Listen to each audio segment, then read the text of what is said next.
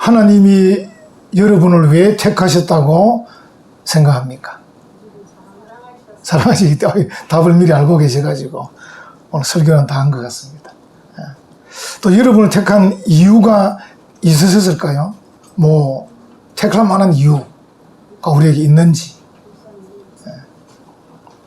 오늘 이 본문에서 모세는 하나님께서 우리를 택하신 그 근거, 또 택하신 동기, 이런 것들을 말씀해 주고 있습니다. 그냥 생각하면 우주의 하나님, 크신 하나님께서 가장 강한 민족을 택하실 수도 있었을 겁니다. 가장 잘나고, 가장 힘이 세고, 또 가장 숫자가 많은. 그래서 이제 누가 봐도 하나님이 잘 택하셨다. 또 하나님께 영광 돌릴 만하다. 이런 민족을 택하실 수도 있었을 겁니다. 근데 하나님이 어떻게 보면 작은 민족을 택하셨죠. 어떻게 보면 가족에 불과한 그런 사람들. 아니면 더 들어가면 한 사람, 아브라함 한 사람일 때 택했습니다. 그러니까 우주의 위대한 하나님께서 큰 민족도 아니고 잘난 민족도 아니고 숫자가 많은 것도 아니고 한 사람, 한 가족 그렇게 택하셨었다 하는 것이죠. 오늘 본문에 보면 하나님이 그 택하신 이유를 몇 가지 말씀하고 계셔요. 여기 보면 7절에 보시면 여호와께서 너희를 기뻐하시고 너희를 택하심은 너희가 다른 민족보다 수요가 많기 때문이 아니니라. 이거는 세상적 가치관과는 전혀 다른 거죠. 만약에 세상적 가치관 같으면 이렇게 표현됐겠죠.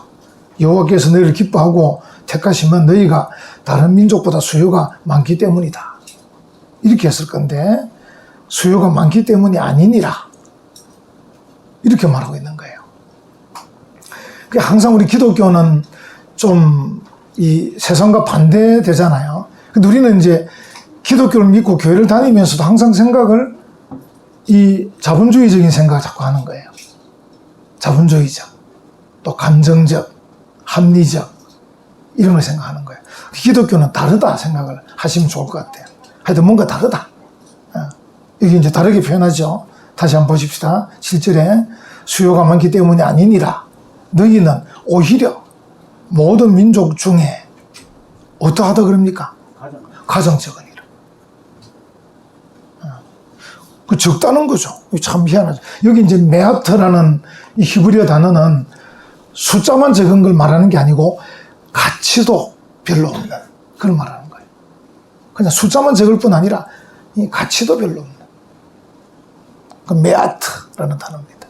그러니까 하나님이 이스라엘 백성을 택하셨는데 다른 여러 민족에 비해서 숫자도 적고 그 어떤 존재 가치도 별로 없는 그런 민족이라는 거죠. 이건 뭐 기독교가 아니면 설명할 수 없는 그런 이유입니다. 여러분은 어떤 걸 택하시겠어요? 만약에 이제 뭘 택하시려고 할 때 이왕이면 좀 많으면 더 좋고 또 이왕이면 좀 가치가 있는 이제 그런 게 좋을 수도 있겠죠. 이왕이면. 근데 하나님은 그렇게 하시지 않으셨다. 그래서 이제 여러분과 저도 마찬가지지만 우리가 목사로, 장로로, 권사로, 집사로 이렇게 택함을 받고 하나님의 자녀로 택함을 받는데 우리에게 적용한다면 내가 배운 것도 많이 없고 또 경제적으로 가진 것도 많이 없으니까 나는 기가 좀 죽어서 장로로, 권사로, 집사로 이래야 되는가 이래 생각할 필요가 없다는 거죠. 오히려 하나님의 나라 기독교에서는 내가 좀 배운 것이 없고 좀 가진 것이 없어도 하나님이 교회와 목사를 통해서 나를 세우셨을 때는 자신 있게 하죠. 하나님은 숫자도 보시지도 않고 가치도 보시지도 않는다는데 나 스스로가 나는 별로 가치가 없는 사람이고 나는 별로 내세울 게 없는데 그래가지고 이제 보통 교회도 보면요, 이제 큰 교회인데 가면, 예를 들어서 이제 뭐, 대학교 교수이거나, 뭐, 법원의 뭐 판사이거나, 이런 분들이 금방 장로가 돼버려요. 그래서 그분들이 장로가 될 만한 분일 수 있지만, 반대로 성도들이 좀 기도를 제대로 해서, 이게 숫자나 가치 어떤 면에서 기독교적으로 생각을 해야 되는데, 좀 인간적인 생각을 많이 한 것 아닌가. 이제 그런 생각도 한 번씩 해봅니다. 뭐, 하나님 뜻이 있으시겠지만, 그런 생각을 해봅니다. 기독교는 숫자나 가치가 작아도 괜찮다 하는 그런 것을 이제 하나님께서 보여주시는 거죠. 도덕적으로도 별로 가치가 있는 게 아닙니다. 우리가 이스라엘 백성들을 알지만, 이 이스라엘 백성들이 도덕적으로 뛰어나서 택함 받은 것 아닙니다. 오히려 우리가 이제 그 구약을 보면 이스라엘 백성들이 다른 오히려 백성들보다 더 악하고 더 반역적인 그런 사람들 아닙니까? 우리가 이스라엘 백성들의 그 본질을 알려면 민수기를 읽어보면 그들이 어떤 사람들인가 늘 배반하고 늘 불평하고 늘 원망하고 그런 사람들이, 그런 사람들 하나님이 택하셨다 하는 것이죠. 아까 이제 답을 미리 말씀하셔서 설교를 더 안 해도 되지만 한번 살펴보십시다. 하나님이 택하신 긍정적 이유, 7절에 한번 보십시오. 다시. 여호와께서 너희를 기뻐하시고 너희를 택하심은, 이렇게 나오죠. 하나님이 기뻐하시고 택하셨다. 그것은 8절에 한번 보십시오. 여호와께서 다만 너희를 어떻게 하심으로? 사랑하심으로. 그냥 사랑하셔서 택했다. 사랑하셔서 택했다. 젊을 때 사랑 한번 해보신 분 있으신지 모르겠습니다. 젊을 때 사랑 한번 해보셨죠? 그때 뭐 이 사랑에 눈이 멀면 뭐 숫자가 많고 가치가 높고 있는 거 보였습니까? 잘 안 보였죠. 이제 부모님이 볼 때는 저런 사람을 택해 와가지고 이럴 수도 있을 겁니다. 본인 둘이는 죽고 못 사는데 부모가 볼 때는 저 돈이 있나 배운 게 있나 저런 사람을 데려와가지고 막 그렇게도. 저도 이제 부모 돼 보니까 또 아들 둘 다 장가 가 보니까 더 이상 말 안 하겠습니다. 또 반대로도 마찬가지겠죠. 반대에서도 우리 아들들 보면서 아이고 조금 모자란다, 좀 모자란다 이렇게 하겠죠. 그게 우리가 이제 그건 어떻게 보면 사랑이 없는 거죠. 사랑이 없는 거죠. 근데 우리가 정말 사랑하면 뭐 보이는 게 없잖아요. 숫자가 얼마나 되는지, 뭐 가진 것은 얼마나 있는지, 또 뭐 가치가 어떠한지 전혀 개의치 않고 그냥 사랑해, 그냥 좋아해, 그냥 기뻐. 하나님께서 그렇게 하셨다는 겁니다. 그냥 하나님이 사랑하셨다 하는 것이죠. 사랑하셨다. 우리가 이제 늘 하나님 앞에 성령으로 충만하고 말씀으로 충만하고 은혜로 충만해야 될 이유가 이겁니다. 우리가 성령과 말씀과 은혜로 충만하면 그저 하나님 사랑하고 교회 사랑하고 성도 사랑하고 그렇게 돼요. 근데 이게 이제 충만하지 않으면 내가 교회에 뭐 충성을 해야 되나? 이렇게 이제 뭐 충성할 만하나? 우리 교회가 충성할 만하나? 보통 이제 요즘 시대는 큰 교회에 충성하잖아요. 내가 그래도 뭐 감정교회 정도는 돼야 충성에 빛이 나지. 우리 장로님 계시지만 진짜 이 귀한 일입니다. 내가 감정교회 장로 좀 돼야 어디 가서 명함을 내고 내가 감정교회 장로입니다. 이래 말하지. 이 교회에 내가 뭐 굳이 충성을 해야 되나? 그리고 이제 또 어떤 이 충성을 하거나 사랑을 할 때 우리가 어떤 이 뭐라 그럴까요? 외적인 흥분, 이게 이제 있기를 자꾸 바라요. 예를 들어서 다른 사람이 참 당신은 귀하다 정말 막 높여주면 우쭐해가지고 충성. 그게 아니고 그저 좋았어. 그저 하나님, 그저 하나님의 교회, 그저 하나님의 종, 이렇게 순수하게 사랑하고 충성해야 돼. 하나님께서 우리를 그렇게 사랑하셨다는 거예요. 숫자도 뭐 가치도 별로 없는데, 도덕적인 것도 별로 없는데, 그냥 하나님께서 막 내가 아브라함을 택해야 되겠다, 내가 야곱의 후손들을 택해야 되겠다, 뭐 그냥 택하신 거예요. 순수한 사랑. 그래서 우리가 이제 늘 하나님 앞에, 하나님 저에게 정말 순수한 사랑을 주세요, 하나님 정말 제 마음에 성령으로 충만하게 해주세요, 말씀으로 충만하게 해주세요, 은혜로 충만하게 해주세요. 그러면 자연스럽게 되는 거예요. 자연스럽게. 이걸 이제 끼워 맞추려고 그러면 어렵습니다. 내가 뭐 이렇게 뭐 해야 되나, 또 뭐 이렇게 끼워 맞추려면 잘 안 됩니다. 그냥 뭐 자연스럽게 충성하고, 자연스럽게 사랑하고, 그렇게 해야 되는 거지. 꿈을 내가 이거 뭐 사랑할 만하니까 사랑해야 되겠다. 근데 그거는 어려울 것 같아요. 어려울 것 같아요. 어떤 사람이든 환경이든 이게 100% 만족할 때가 거의 없거든요. 없습니다.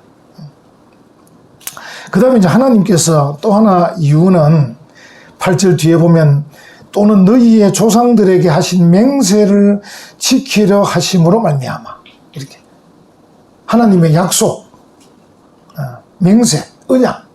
하나님이 아브라함하고 약속을 했어요. 야곱하고 약속을 했어요. 하나님께서 약속하신 것 때문에, 하나님이 처음에 이제 아브라함하고 약속할 때 아브라함이 조금 마음에 들었을 수도 있습니다. 좀 마음에 든다. 그 다음에 야곱하고 베델에서 약속할 때도 하나님이 그래 조금 마음에 든다, 이럴 수 있었을 거예요. 근데 세월이 흘러서 그 애굽에서 종살이 하고 있는 이스라엘 백성들을 보면서 하나님 마음에, 야, 이 친구들은 마음에 안 드는데 어떻게 해야 되나, 이럴 수도 있습니다. 근데 하나님이 조상들에게 맹세하고 약속하고 언약을 맺은 것 때문에 구원하고 하겠다는 겁니다. 그래서 이 기독교는 약속의 종교잖아요. 언약의 종교잖아요. 여러분들도 늘 이제 하나님 앞에 이렇게 충성하실 때마다 하나님과 나와 맺은 그 약속을 늘 기억하십시오. 하나님이 나를 집사로 세우셨다, 나를 권사로 세우셨다, 나를 장로로 세우셨다, 나를 목사로 세우셨다, 나를 성도로 부르셨다. 이 약속을 늘 생각하십시오. 이 약속을 갖고 살다 보면 중간중간에 여러 가지 일들이 많아요. 근데 그 여러 가지 일들이 약속을 능가할 수는 없는 겁니다. 근데 우리가 이제 보통 이 인간이라는 게 이게 아까 말한 대로 기분과 감정과 흥분과 이런 것들이 약속을 능가해버려요. 그래서 약속을 막 팽개치기도 하고 막 이렇게 아무렇게나 하죠. 항상 여러분들이 하나님과 맺은 약속을 늘 생각해야 돼요. 하나님이 나를 목사장로로 세웠다, 권사집사로 세웠다, 하나님이 나를 이 은혜와 평강교회에 보내셨다, 나를 하나님께 택하셔서 구원받은 백성으로 나를 삼으셨다, 이런 것들을 늘 기억하시면 돼요. 그런 것들이 현재 내가 만나는 이 여러 가지 기분과 감정과 흥분과 이런 것들하고는 비교가 안 되는 건데, 우리가 이런 것들이 이 약속을 이길 때가 많아요. 어리석은 거죠. 그러니까. 근데 하나님은 그렇게 하지 않으셨다. 늘 조상과 맺은 그 맹세와 그 약속을 따라서 그들을 구원하시고 계신다. 그렇게 말씀을 하고 계신 거죠. 하나님이 이제 이 이스라엘 백성을 택하셔서 구원하신 것을 이제 여러 가지로 보여주시는데, 여기 이제 본문의 표현은 보면 8절 뒷부분에 보면 자기의 권능의 손으로 너희를 인도하여 내시되 너희를 그 종되었던 집에서 애굽 왕 바로의 손에서 속량하셨다. 하나님께서 이스라엘 백성을 종살이하고 있는 그 이스라엘 백성을 애굽에서 이 바로의 손에서 속량해 내셨다. 그래서 사람들이 그걸 보면서 저 백성은 하나님이 택한 백성이구나, 이렇게 보여주시는 거죠. 여러분과 제가 천국 가는 사람으로서 하나님을 찬송하며 사는 걸 사람들이 보면서 저 사람 하나님께서 저 사람들 택하셨구나, 천국 간단다. 이렇게 이제. 저 사람들이 구원받은 은혜를 노래하고 있잖아. 구원받은 은혜를 노래하고 천국 가는 사람으로 찬송하고 있잖아. 하나님이 택한 백성이구나. 이렇게 한다는 거죠. 이게 이제 표현이죠, 표현. 하나님께서 택하셨다는 표현을 나타내는 거죠. 전에 이런 말씀드렸지만, 미국 그 대통령, 조지 W. 부시 대통령 때, 그죠? 그 라이스 국무장관, 여자 국무장관이 피아노 치고, 국무위원들은, 찬송가 부르고, 그러고 나서 국무회의를 했다는 거 아닙니까? 무슨 말입니까? 우리가 하나님께 구원받은 사람들이다. 이걸 보여주는 거죠. 전 세계적으로. 보여주는 거예요. 그리고 만약에 여러분과 제가 좀 거룩한 삶을 산다. 좀 거룩하게. 그래서, 아니, 저 사람이 거룩한 사람이 원래 아닌데, 어떻게 거룩하게 사느냐? 하나님이 택한 백성 아니냐? 하나님이 거룩하니 너도 거룩하라 하신 말씀 따라 제가 열심히 노력했습니다. 그래서 좀 열심히 하다 보니까 저도 좀 거룩한 모양은 있습니다. 할 때 사람들이, 그렇구나. 당신이 원래 거룩한 사람이 아닌데, 거룩한 사람으로 살아가는 거 보니까 하나님이 당신을 택했구나. 그리고 여러분과 제가 이제 하나님하고 늘 동행하면서 하나님이 나의 하나님, 하나님은 나를 보고 나의 백성, 하나님과 동행하면서 살아가는 이 삶을 보면 사람들이 저 사람은 혼자 사는 것 같지가 않고 하나님과 함께 사는 것 같아. 이렇게 되면 하나님이 택한 백성이구나. 이렇게 하는 것이죠. 여러분 여기 한번 보십시오. 다시 우리가 이제 6절로 한번 올라가 보겠습니다. 6절. 이게 이제 중요한 구절인데 6절. 6절 보면 너는 여호와 네 하나님의 성민이다. 이렇게 말합니다. 이 문장. 우리가 이제 전에 그 문장 기억하시죠? 이 신명기 5장에 십계명할 때 아노키 여호와 엘로헤카. 나는 네 하나님 여호와다. 자, 이 본문은 반대입니다. 너는 이제 히브리어로 아타인데 아타. 너는 여호와 네 하나님의 성민이다. 그러니까 하나님은 우리를 향해서 나는 너의 하나님 여호와다. 이렇게 말씀하시고 또 이제 이스라엘 백성들을 향해서 너는 여호와 네 하나님의 성민이다. 이렇게 말하는 거예요. 여러분 성민, 거룩한 백성. 옛날에 이제 아들 중에 성민이 많았어요. 또 우리 김지사님 집에 동생도 성민인데 우리 장훈의 황장로님 집에 아들도 성민이고 히브리어로 카도시. 암이 백성이거든요. 카도시, 거룩한 백성. 이제 헬라어로 내려오면 하기오이 이렇게 나옵니다. 하기오이 나오는데 우리 이제 영어로 holy, 그죠? holy people 나오는데 이거 그슬로 올라가면 히브리어는 카도시, 성민, 거룩한 백성. 카도시, 아타. 순서가 우리나라 말과 다릅니다. 그래서 이제 카도시, 아타 그러면 너는 성민이다. 이런 뜻이에요. 하나님은 아노키, 나는 여호와다. 너는 카도시다. 이렇게 카도시, 아타. 그 다음에 이제 레이흐와, 그냥 여호와라고 해야 되는데 전치사 레가 붙거든요. 레이흐와, 라이흐와, 엘로헤카.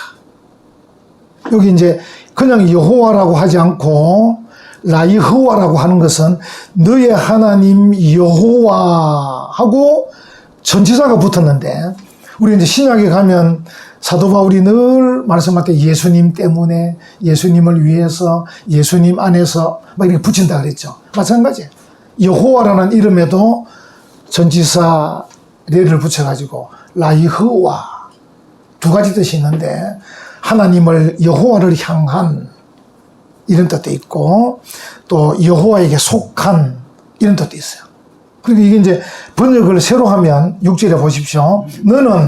너는 여호와를 향한 또는 여호와를 위한 네 하나님의 성민이다.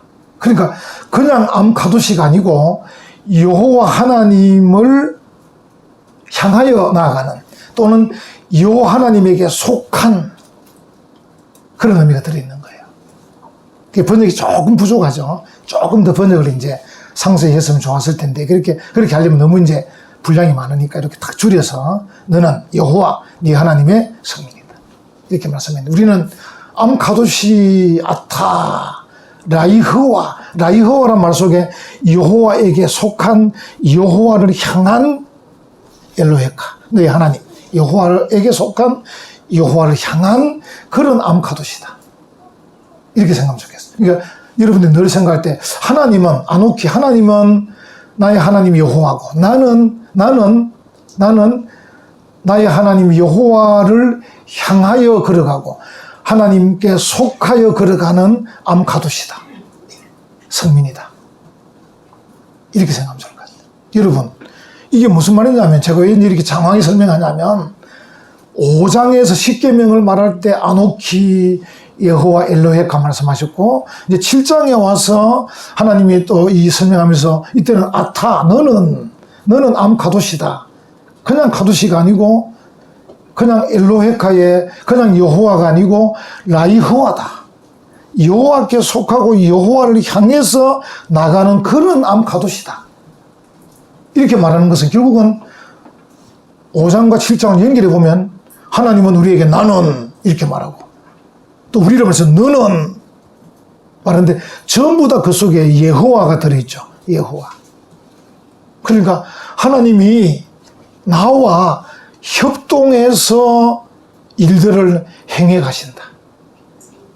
그래서 사람들이 저 사람은 혼자 사는 것 같지는 않고 하나님께 기도하고 하나님께 찬송하고 하나님 말씀을 듣고 하나님 뜻을 따라가고 혼자 사는 것 같지는 않아. 늘 뭔가 신과 함께 하는 것 같아. 그걸 볼 때 사람들이 저 사람들은 하나님이 택한 백성이구나. 이렇게 말한다는 것이죠. 그 신약에 내려와서 이제 예수님을 우리에게 보내주시면서 예수님의 이름을 임마누엘이라 하리라. 그죠? 임마누엘. 일이 하나님 아닙니까? 임마누엘. 하나님과 함께한. 하나님이 우리와 함께한다. 임마누. 엘로헤누 생각나죠? 엘로헤누. 우리 하나님. 엘로헤누. 하나님은 우리와 함께 하신다. 그 신앙으로 살라고 예수님을 이 땅에 보내주셨죠. 결국 하나님 그분께서 우리에게 협동해서 살자고 말씀하고 계신 거예요. 영광이죠, 영광. 우리의 영광입니다. 야, 나하고 너하고 협동해서 살자. 그렇게 말하는 거죠. 그래서 그 협동의 삶을 보여줄 때 사람들이 저 사람은 우리하고 다른 것 같아. 하나님이 택한 백성인가 봐. 이러는 거죠. 그래서 이제 하나님께서 그 이스라엘 백성을 애굽에서 탈출시켜 가지고 홍해를 건너고 광야를 지나면서 전투할 때마다 뭐라 그럽니까? 내가 너희들과 함께 하겠다는 겁니다. 걱정하고 나가라. 전쟁은 여호와께 속한 거다. 그래서 가나안 땅을 정복할 때 이스라엘 백성들에게 알아서 해라 이렇게 말씀하지 않고 나와 함께 가자. 내가 앞서갈게. 협동하는 모습을 계속 보여주고 그래서 그 소문을 들은 기생 라합이 안 되겠다. 이스라엘 백성에게 내 투항해야 되겠다. 왜? 이스라엘 백성은 쳐들어오는데 저들만 오는 게 아니고 하나님하고 함께 오는 것 같은 거예요. 그 소문을 여리고성 사람들 떨고 있었던 겁니다. 자, 그럼 오늘날 대한민국 사람들이 우리를 보고 떨겠습니까? 안 떨겠습니까? 안 떠는 겁니다. 왜 안 뜹니까? 한국 교회 성도들이 하나님과 협동함을 잘 안 보여주기 때문에 안 뜨는 거예요. 만약에 우리가 숫자가 아무리 적어도 하나님과 함께함을 딱 보여주면 대한민국 사람 떨죠. 대통령이 변 목사님 대통령실 한번 오시겠습니까? 내가 소문을 듣자 하니까 당신이 비록 유라에서 자그마한 교회를 목회하고 있지만은 설교 내용을 들어보니까 보통 설교가 아니고 목사님과 함께하는 교인들 표정을 보니까 이 땅에 사는 사람들 같이 가는데 한번 오셔서 뭔가 좀 제게 조언을 해주시겠습니까? 이럴 수도 있겠죠. 소문을 들으면 기생 라합이 소문을 듣고는 이스라엘 백성들의 정탐꾼을 숨겨주면서 투항이지 않습니까? 우리가 너무 부족하죠. 그러니까 너무 부족하고, 그러니까 하나님과 함께 협동하는 그런 모습을 보여주어야 사람들이 하나님이 택한 백성이다 하는 것이죠. 여기 이제 마지막 부분에 가면 하나님께서 이제 뭐라고 두 가지를 말씀하시는데, 이것은 이제 하나님이 앞으로 계속해서 승리하겠다는 뜻인데, 9절에는 굉장히 자비로운 그런 말씀입니다. 그런 정도는 알라 오직 내 하나님 여호와는 하나님이시요 신실하신 하나님이시라. 그를 사랑하고 그의 계명을 지키는 자에게는 천대까지 그의 언약을 이행하시며 인애를 베푸시되. 하나님의 무한하신 자비를 보여주는 거예요. 천대란 말은 무한하신 자비. 보통 뭐 부자가 3년 가기도 3대 가기도 힘든데 하나님이 자비를 베푸시는데 천대까지 베풀어 주신다. 그런데 이제 10절에 보면 그를 미워하는 자에게 당장에 보응하여 멸하시나니, 여호와는 자기를 미워하는 자에게 지체하지 아니하시고 당장에 그에게 보응하시느니라. 하나님의 정의, 하나님의 자비로움도 있지만 하나님의 정의로움도 있다는 거죠. 그래서 하나님을 미워하거나 하나님 말씀에 순종하지 않고 그렇게 하면 하나님께서 당장 멸하시겠다. 그렇게 이제 말씀합니다. 물론 이제 구약 시대 때는 빨리빨리 멸하셨어요. 근데 이제 신약에 와서는 하나님이 오래 참으시죠. 오래 참으시죠. 그래서 이제 어떻든 하나님 앞에 그들이 회개하고 순종하기를 바라는 마음으로 오래 참으셔요. 그래서 여러분, 오래 참으신다 그래서 이게 우리가 방심해서는 안 되는 겁니다. 항상 하나님의 심판이라는 것은 돌발적이거든요. 주님이 언제 오실지 아무도 모르는 것처럼 하나님의 이 어떤 정의로움, 하나님의 어떤 심판은 항상 돌발적입니다. 여러분, 우리가 인생을 살면서도 만나는 여러 가지 일들이 항상 돌발적이잖아요. 돌발적이죠. 이번에 우리 이제 그 어떤 건물에 화재가 났는데 그 아주 훌륭한 간호사님 소개했지만 그 건물에 불날 줄 누가 알겠습니까? 근데 그 건물 안에 요즘 하도 많이 스크린 골프장이 있었는데 그 골프장을 어떻게 뭐 수리하다가 불이 났는데 또 그 위에 병원이 있었단 말이죠. 그러니까 누가 생각했겠어, 불날 줄을. 항상 세상의 일들도 항상 돌발적입니다. 예고하는 게 없습니다. 내일 불난다 이렇게 예고 안 합니다. 교통사고도 마찬가지고, 또 우리 인간의 몸도 뭐 저도 그렇지만 건강한 것처럼 보여도, 그래서 오히려 늘 아픈 분이 더 좋을 수도 있어요. 아프니까 늘 검사를 받으니까, 늘 검사 받으니까, 나는 건강하다 이런 사람들이 갑자기 뭐 쓰러질 수 있죠. 이번에 우리 이제 그 총회, 우리 전체 2200개 교회를 관할하는 유지재단이 있는데, 그 재단 목사님 장로님들이 이제 그 한 3년 만에 처음으로 이제 유럽에 여행을 간다고 하는데, 이게 이제 처음에 서울에서 출발하는데 폴란드 여객기를 타고 간다고 갔는데 이게 출발을 못할 정도로 비행기가 고장이 난 거예요. 그 폴란드에서 비행기가 와야 되는 겁니다. 그럼 어쨌든 또 폴란드 갔습니다.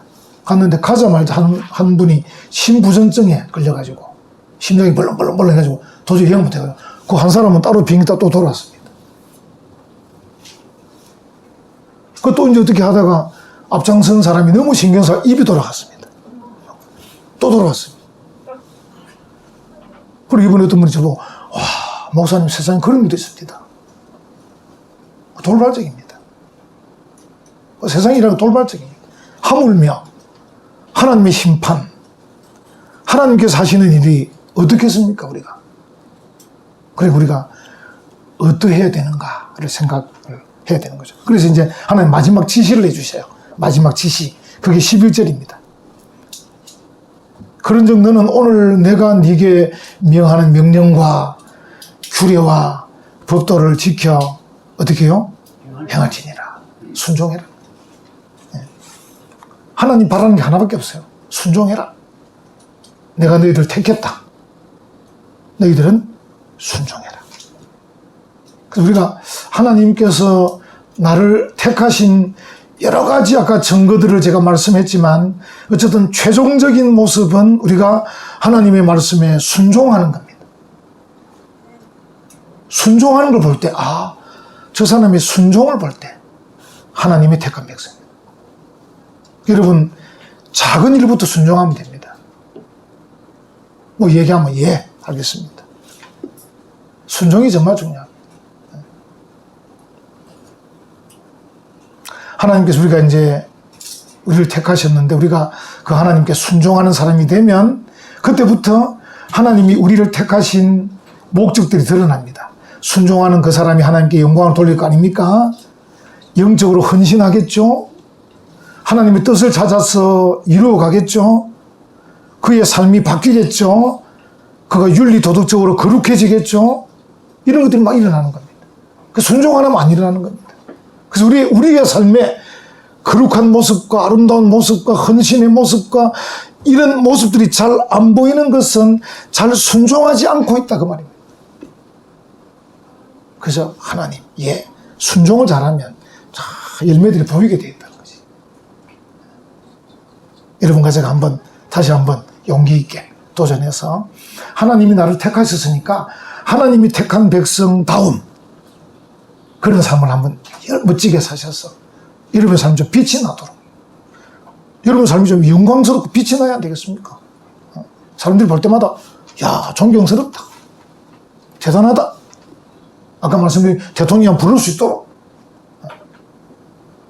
그런 아름다운 순종의 삶을 살아가는 우리 모든 성도들 되시기를 간절히 축원합니다. 아멘.